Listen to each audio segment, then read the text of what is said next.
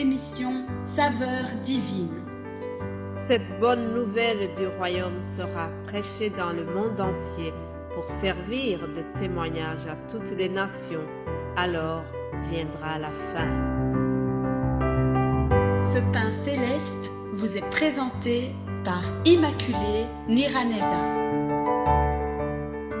Shalom, shalom, peuple de Dieu, chers amis qui écoutent l'émission Saveurs divines, que la grâce de notre Seigneur soit avec vous. Bénissons l'Éternel pour le nouveau souffle de vie qu'il nous donne ce matin. J'espère que tu vas bien là où tu m'écoutes ce matin. Sois béni abondamment, que l'Éternel te fasse du bien. Cette semaine, nous continuons notre thème.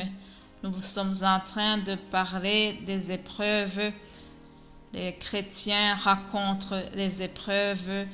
Nous ne sommes pas à l'abri des épreuves. Alors aujourd'hui, mon titre, c'est une grâce de supporter l'épreuve. Si le Saint-Esprit te donne la force de supporter l'épreuve au travers tu es en train de passer, c'est une grâce et je souhaite vraiment que tu t'en sors victorieux ou victorieuse. Alléluia. Lisons la parole de Dieu dans 1 Pierre, chapitre 2, au verset 19. Il est écrit, « Car c'est une grâce de supporter des afflictions par motif de conscience envers Dieu, quand on souffle injustement. » Vous savez, même les anciens qui nous ont précédés, ils sont passés par les épreuves. Leur foi a été souvent mise à l'épreuve. Lorsque nous lisons dans les Actes des Apôtres, nous voyons combien il y avait eu beaucoup de succès. Il y a eu un réveil dans le chapitre 5. On nous dit qu'il y a eu beaucoup de miracles et de prodiges qui se faisaient au milieu du peuple par les mains des apôtres. Voilà, il y a eu un réveil spirituel et alors l'ennemi était jaloux. Le diable était jaloux de tout le succès des apôtres, tout ce qui se faisait.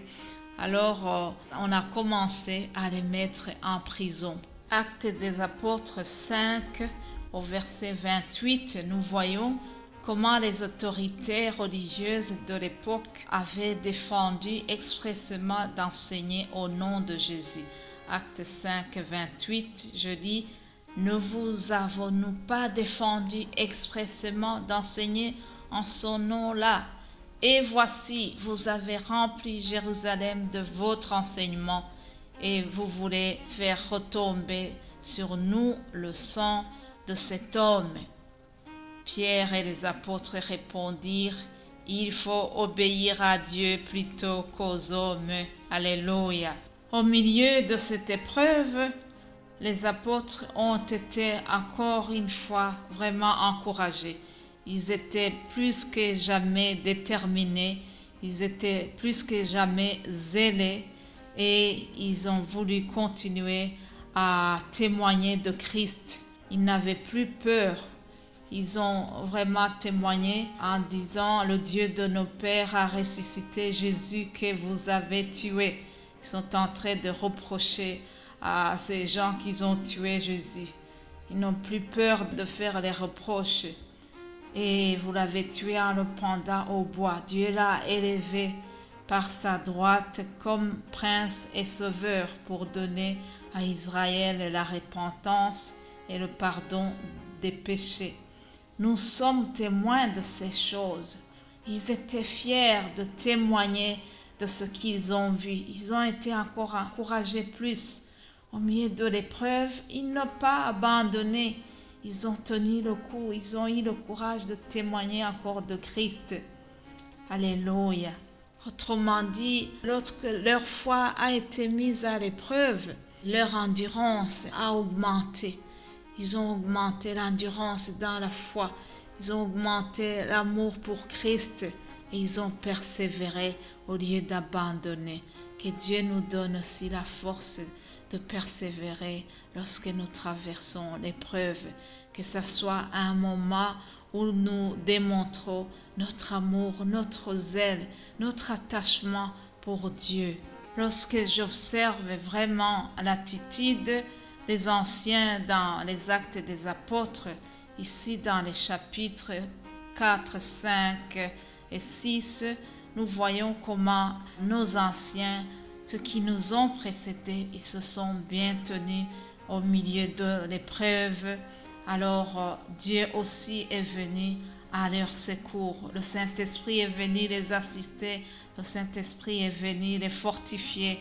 Alors la Bible nous dit que la parole de Dieu se répandait de plus en plus. Le nombre de disciples a augmenté. À Jérusalem, il y a eu vraiment une foule de gens qui ont accepté Jésus. Alléluia. C'est l'époque où il y a eu le succès de notre ami Étienne. On nous raconte que Étienne était plein de grâce et de puissance et qu'il faisait des prodiges et de grands miracles parmi le peuple. Alléluia. Chers amis, au milieu de l'épreuve, les anciens ont été encouragés. Le Saint-Esprit est venu vraiment mettre un accent, mettre un cachet sur leurs œuvres, comme pour dire, tenez beau, Dieu est avec vous. Alors aujourd'hui aussi, je prie que vraiment, si nous passons par les épreuves, que nous puissions persévérer dans notre foi, sachant que vraiment, quand on supporte l'épreuve, c'est une grâce. Pour terminer, je vais donner un exemple de notre ami apôtre Paul. Vous savez, Dieu l'a utilisé puissamment dans l'évangélisation. Dieu lui a donné une grâce, il priait pour les malades, il avait plusieurs dons. Cependant, ce grand serviteur de Dieu, durant toute sa vie, il nous raconte qu'il avait une écharde dans sa vie. Chers amis, on peut être un enfant de Dieu, un chrétien exemplaire, quelqu'un qui marche dans la droiture et malgré cela avoir une écharde dans sa vie. L'apôtre Paul avait cette écharde. On va dire que c'était une épreuve de sa vie. Et alors un jour, il avait demandé à Dieu de lui retirer cela. Écoutez la réponse que Dieu lui a donnée. 2 Corinthiens 12, je lis ceci au verset 7. Paul dit, « Et pour que je ne sois pas enflé d'orgueil à cause de l'excellence de ces révélations, il m'a été mis une écharde dans la chair, un ange de Satan pour me souffler et m'empêcher de m'enorgueillir. 3 fois j'ai prié le Seigneur de l'éloigner de moi, et il m'a dit, « Ma grâce te suffit, car ma puissance s'accomplit dans la faiblesse. Je me glorifierai donc bien plus volontiers de mes faiblesses, afin que la puissance de Christ repose sur moi. C'est pourquoi je me plais dans les faiblesses, quand les outrages, dans les calamités, dans les persécutions, dans les détresses pour Christ, car quand je suis faible, c'est alors que je suis fort. » C'est très fort comme déclaration. Paul dit, c'est quand je suis faible que je suis fort. Mon frère, ma sœur, je te souhaite de rester fort dans l'épreuve. Restons forts dans l'épreuve que nous traversons. S'il y a une écharde dans notre vie, sachons que la grâce de notre Seigneur est toujours là. Sa grâce me suffit. Alléluia. La grâce de notre Seigneur me suffit. Alléluia. Sois béni, mon frère et ma sœur qui vient d'écouter. Que la grâce de notre Seigneur t'accompagne. Amen.